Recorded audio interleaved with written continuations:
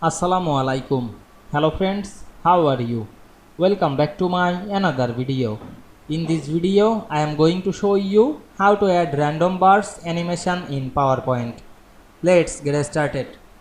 At first, you have to open your PowerPoint presentation. Now we can see here many slide and included many object. Now we want to add a random bars animation into any object. Now I am select the image. Go to the animation menu. Now select the drop down menu. We can see here many animation.